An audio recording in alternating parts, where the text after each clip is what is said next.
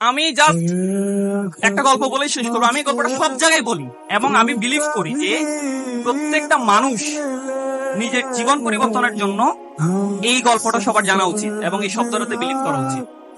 আমি সবসময় বলি যে পৃথিবীতে দেখবেন আপনারা সবাই দুটো প্রাণী আছে যারা তাদের নিজ নিজ জায়গায় তারা রাজা। যেমন আমরা ঈগলের নাম শুনছি, eagle is the king of bird kingdom, তাই না?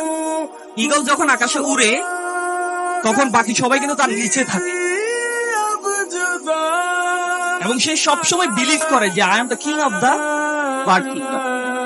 আর ঈগলের এক বাচ্চা, ঈগল একবার কি করছিল, ডিম পাড়ছিল। তো ডিমটা পরে ওই যে মুরগি যেখানে হয় সে জায়গায় ডিমটা করছিল। তো এই ডিম থেকে যে বাচ্চা বের হয়েছে এটা কার বাচ্চা? বাচ্চাটা কার? কিন্তু আছে কাদের সাথে? এখন এই বাচ্চা যখন ডিম ফুটে যখন বাচ্চা হইলো তখন সে তার আশেপাশে দেখতেছে সব মুরগি, এমনকি সে নিজেকে ঈগলের বাচ্চা চিন্তা করবে? করবে বলেন? তো নিজেকে বরাবরের মতো ওই মুরগির বাচ্চাই চিন্তা করলো। করে যখন সে একটু বড় হচ্ছে, লাফাইতে দেখে, তার মাকে বলতেছে যে এরা লাফাই কেন, এত লাফাই কেন? বলছে তুমিও পারবে একটু লাফাইতে। তো লাফাই এতটুকু উঠে।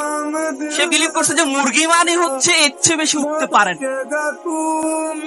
তাই তো নাকি? কিন্তু আসলে কি সে মুরগি ছিল? ছিল না। সে কিন্তু মুরগি না, সে কিন্তু ঈগল। সে যদি বিলিভ করতো যে I am the king of the bird kingdom, তখন কিন্তু সে আকাশে। তাহলে এই যে বিশ্বাসটা, দৃষ্টিভঙ্গিটা, এটা যদি আমরা চেঞ্জ করতে না পারি, যত ক্যারিয়ার মিটআপ, যত স্কুল অফ ইঞ্জিনিয়ার, যত ধরনের মোটিভেশনাল সেশন আমরা নিই, বাট আমার নিজেকে আমি ডেভেলপ করতে পারবো। এই জন্য আমাকে we have to change our attitude.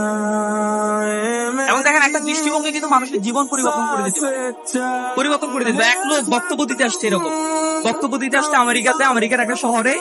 তো ওই শহরের বদনাম ছিল যে বক্তব্য খারাপ হলে ডিম মারবে।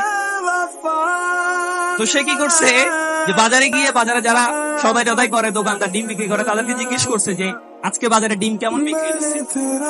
তো সে বলছে সব ডিম খালি হয়ে গেছে। তো সে বেচারা খুব ভয়ে ছিল যে সব ডিম খালি হয়েছে মানে আজকে আমি যখন বক্তব্য দাঁড়াবো সমস্ত ডিম আমার মুখে। আজকে মানে আপনারা টিভি নিয়ে আসেন নাকি? যাই হোক, তো পরে একটা সময় সে চিন্তা করছে যে আমাকে চেঞ্জ হতে হবে। তার অ্যাটিটিউড, তার দৃষ্টিভঙ্গি তাকে পৃথিবীর এক সময় বিখ্যাত বক্তা বানিয়েছে। কি নাম তার জানেন? Mark two one. প্রথম থেকে সে প্রচুর পছাটি তার মুখে আসে। এই যে অ্যাটিটিউড, এটা যদি চেঞ্জ করতে পারি না, আমাদের সবার জীবন চেঞ্জ হয়ে যাবে। আপনি হয়তো অনেক টাকার মালিক হতে পারবেন না, আপনি হয়তো উত্তরায় গিয়ে ভাবে তাকাইতে হবে, কিন্তু আপনি যদি বিলিভ করেন যে না আমার দৃষ্টিভঙ্গি ভালো, আমি রাইট অ্যাটিটিউডে বিলিভ করি, আপনি তখন কমলাপুরের কথা চিন্তা করুন। আপনি তখন আমাদের যে তেজগাঁয়ে বস্তি আছে সেই বস্তির কথা চিন্তা করুন যে আমি তো তাদের থেকে অনেক ভালো আছি। তাহলে কি আপনি খারাপ ফিল করবেন না একটু ভালো ফিল করবেন? চাকরি বানে, পিজিসিবিতে চাকরি বানে, পিডিবিতে চাকরি বানে, তো কি হয়েছে? এরকম তেজগাঁয়ে ঘুমাচ্ছে অসংখ্য মানুষ আছে না? তারা কি ডেপ্টেল ভার্সিটির এরকম এসি একটা অডিটোরিয়ামে এসে বসতে পেরেছে? পেরেছে বলেন? তাহলে আমি ভালো আছি না? সো এই দিস ইজ দ্য অ্যাটিটিউড। আর একটা গল্প বলি। The king of the jungle নাম কি? লায়ন। লায়ন দেখবেন সবসময়, বাঘ কিন্তু লায়নের চেয়ে অনেক হিংস্র, হাতি কিন্তু অনেক বড় লায়নের চেয়ে, কিন্তু এই লায়নকে সবাই দেখলে কি করে? পালিয়ে যায়। কারণ ওই যে বাঘ, ওই যে আপনার জিরাফ আছে, তারা কিন্তু অনেক বড়, বাট বিলিভ করে যে ইটার ইজ কামিং। একটা হিংস্র লায়ন আমার দিকে আসছে, আমাকে খেয়ে দেবে। এই জন্য এটা তার ফিলিংস, তার অ্যাটিটিউড। তার অ্যাটিটিউড হচ্ছে সিংহ সামনে আসা মানে আমাকে খেয়ে ফেলবে, সেই জন্য সে পালায়। আর লায়নের অ্যাটিটিউড কি? I need to take my lunch. I'm so much hungry. সামনে যা আছে সব খাই ফেলতাম। কি জিরাফ, কি এলিফ্যান্ট, I don't care, আমার খাইতেই হবে তার। This is the attitude. আমরা যদি আমাদের অ্যাটিটিউড চেঞ্জ করতে পারি, আমরা যদি একটু, এই অ্যাটিটিউড চেঞ্জ হলে কনফিডেন্ট বাড়বে। আপনি যত জিরো পান আর কনফিডেন্ট হাই বলেন, এগুলো দিয়ে লাভ নেই আসলে। তো আমরা আমাদের জীবনকে চেঞ্জ করার জন্য, সুখ আনন্দ ফিল করার জন্য, একটু খুশি থাকার জন্য, হার্ট স্ট্রোক, পেইন স্ট্রোক, যত ধরনের হৃদরোগ আছে এগুলো থেকে বাঁচার জন্য অ্যাটিটিউড করতে হবে। দৃষ্টিভঙ্গি ঠিক হয়ে যাবে। আপনি ইঞ্জিনিয়ার, এমনি আপনার সমাজে দেখবেন, আমাদের সমাজ এখনো এত বেশি চেঞ্জ হয় না যে ইঞ্জিনিয়ার দেখলে এলাকার সবচেয়ে সুন্দরী মেয়েটাকে বিয়ে দিবে না। এখানে আপুরও আছে। আমাদের সোসাইটিতে এখনো কিন্তু এই বিলিফটা আছে যে মেয়েকে যখন বিয়ে দিতে চায় কি খুঁজে বলেন? ছেলেটা কি হওয়া দরকার? হয় ডাক্তার, না হয় ইঞ্জিনিয়ার। আমরা আছি না তালিকায়? যদি আমি বিয়ে করে ফেলছি আসলে, ঠিক আছে না? তো আমাদের কিন্তু সোসাইটিতে এখনো ভ্যালুসটা অনেক বেশি। তাহলে আমি কেন এত বেশি হতাশ হব আমার জীবন নিয়ে, আমার লাইফ?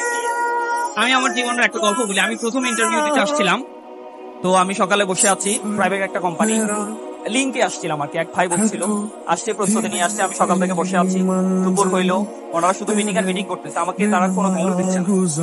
পরে লাঞ্চ করে আসলাম, বলছে যে মাগরিবের সময় আপনার ইন্টারভিউ দিবে। মাগরিব হলো 8টার দিকে আমাকে ইন্টারভিউ জন্য ডাকে। তো আমার স্যালারি তো 20,000 টাকা। আমি মাত্র ভার্সিটি থেকে বের হয়েছি, 20,000 টাকা স্যালারি। এটা কিন্তু আমাদের সোসাইটির জন্য অনেক, তাই না? আমরা অনেকে 10-12,000 টাকায় ঢুকে যাই। তো 20,000 টাকা স্যালারি ধরছে, বাট আমি ফিল করছি না এত টাকা আসলে হবে না, আর একটু বেশি। আমি আমার অনেক বড় ভাইয়ের সাথে যোগাযোগ করলাম, যোগাযোগ করে চিন্তা করলাম যে আসলে আমি কেমন ডিমান্ড তাদের কাছে চাইতে পারি। তো আমাকে কয়েকজন বড় ভাই বললো যে তুমি পার মান্থ 6 মাস পর 5,000 টাকা করে ইনক্রিমেন্ট চাইবা। আমি চোখ করে দেখলাম 3 মাস পরে, 3 বছর পরে গিয়ে আমার 50,000 মতো স্যালারি হয়ে যায়। 3 বছর পরে একজন ইঞ্জিনিয়ার 50,000 বাংলাদেশে, এটা মোটামুটি ভালো একটা বিয়ে করার জন্য না। সেভাবে আমি সাবমিট করলাম। তো ওই মুরব্বী যিনি আছেন, আমি রেসপেক্ট করি সবাইকে, তিনি বলতেছে এই ছেলেটা মনে হয় চাকরির জন্য তার পায়ের স্যান্ডেল নষ্ট করে নিল।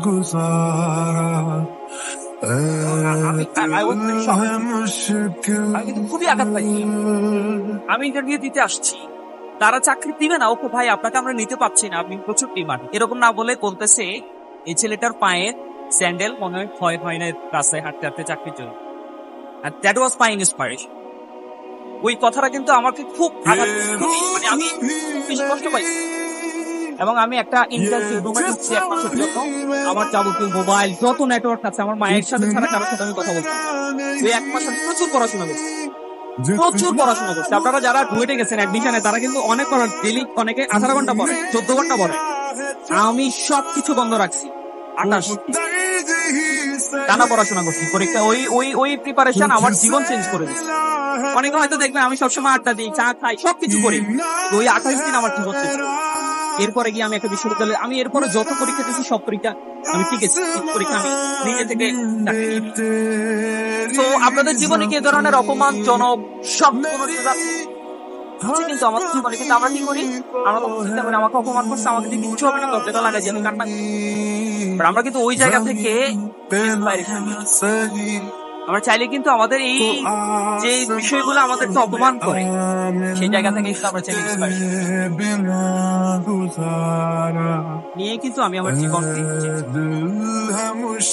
আমার মনে হয় আমরা আজকে থেকে আমাদের দৃষ্টিভঙ্গিকে চেঞ্জ করে ফেলবো। একজন ইঞ্জিনিয়ার হিসেবে সমাজে আমার দিকে কিন্তু মানুষজনের এমনিতেই ভালো চোখে তাকানো আছে, তাহলে আমি এত হতাশ হওয়ার কোনো দরকার নাই। আপনি একটু পড়াশোনা করেন, আপনার সামনে যত পরীক্ষা আছে, এখন তো পাওয়ার সেক্টরে জব মানে অ্যাভেলেবল জব। আমাদের ব্যালেন্সার কথা বলবে, প্রচুর জব অপরচুনিটি এখন বাংলাদেশে পাওয়ার সেক্টরে। আমরা পাওয়ার সেক্টরে জব করছি। সো আপনারা যদি 2 থেকে 3 মাস দরজা বন্ধ করে ভালো একটা পড়াশোনা করতে পারেন, আই বিলিভ বেলাল ভাই নিজে এসে আপনাদেরকে জব দিবে।